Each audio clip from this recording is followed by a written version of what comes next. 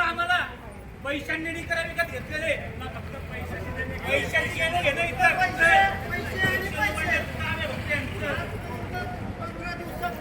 41 लोक यांनी मारलेत पैशासाठी, फक्त आणि फक्त पैशासाठी.